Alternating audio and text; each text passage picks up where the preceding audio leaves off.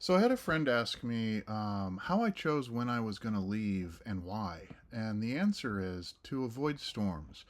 My goal here is to sail this entire round the world circumnavigation entirely in summertime and good weather.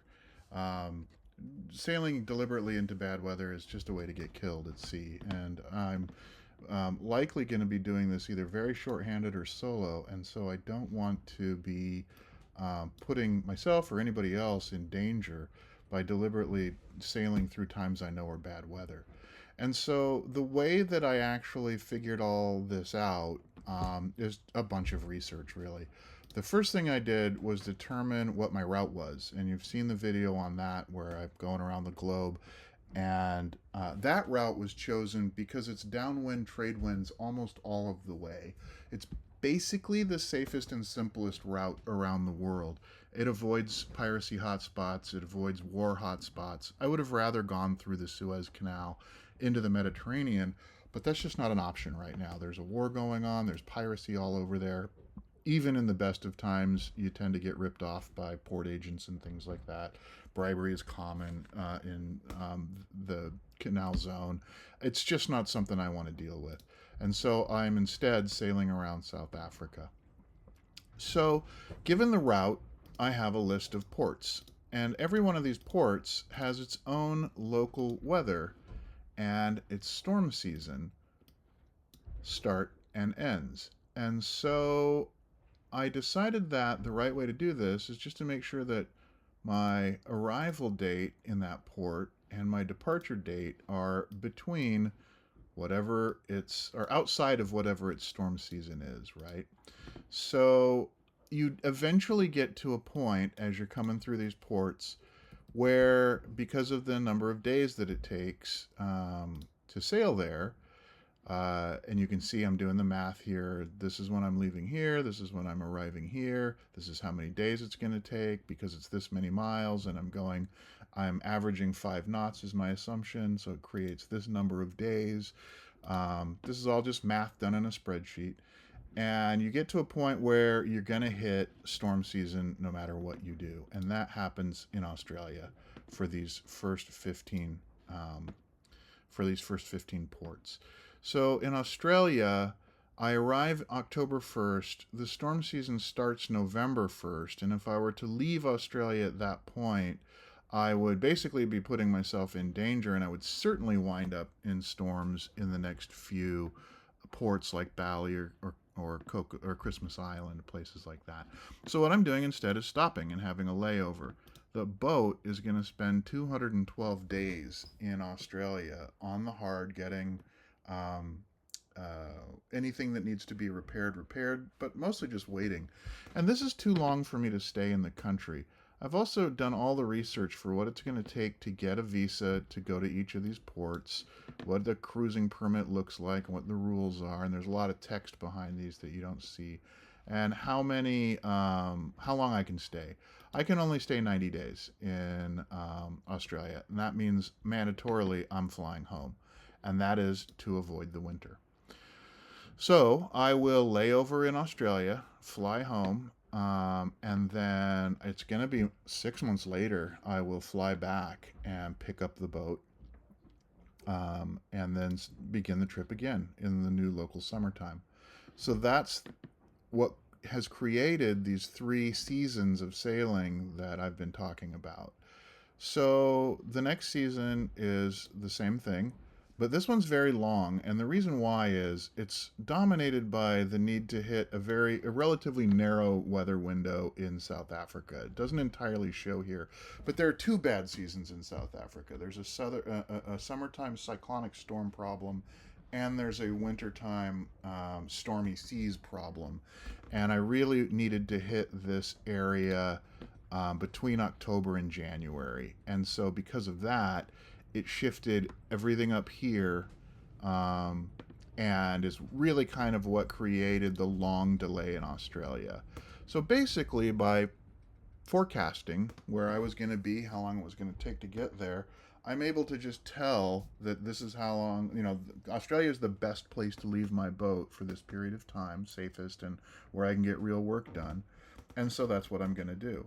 Now, I had intended to lay over in South Africa, but the storm season for the Caribbean would then create a really long layover if I had done that. It turns out it's best just to sail right through. I can spend up to a month in South Africa if I need to do any repairs, but the best bet is to sail right through all the way into the Caribbean. So I'll be going from Australia all the way around the world to the Caribbean, all in one sailing season, a fairly long one. I'm actually going from summertime to an even further south summer, and then out of the southern hemisphere's winter and into the northern hemisphere's southern summer. So it's like a year of summer is going to go by here for me because I'm going from the south to the north. And then again, it all ends when I can no longer balance the math to avoid storm season, and that happens in Trinidad, where I will again lay the boat over. Um, should be pretty good. I don't really know what the port situation there is for repairs, but it is a cruising. The Caribbean has good repair for boats because it's dominated by cruising boats all over the place. It's a big part of their tourism, so I'm not super worried about it. Then that leaves the third season from the Caribbean back to San Diego, and this one again is just when is the best time to do it, based on that same kind of math. But this spreadsheet just calculates all of that stuff and is basically how I figured out where to stop. Now, because I have changed my mind about stopping in South Africa, it moves everything, shifts the dates all over the place, and it has changed my idea of when I'm going to leave. For the last decade, I've been planning on leaving in November of 27. However, it clearly shows now that April is the best time to leave. And so that's what I'm going to be doing. I could leave potentially in April of 27, which is a year from now. That's probably enough time to get all the boat upgrades done and to get all the training and stuff that I need to do. Unfortunately, I'm still working as a consultant on a bunch of legal cases, and I had made commitments based on my November date that I know I'm not going to be able to make if I leave in April of 27. So it's going to be April of 28. These dates are all off by a year for that reason. That was the earliest I could possibly leave, but it makes the most sense for me to leave in April of 28, which is actually 2 years from now, much further than I had wanted, but it is what it's going to do. That's what it's going to take for me to wind down these dozen or so cases that I'm working on and really should be available for.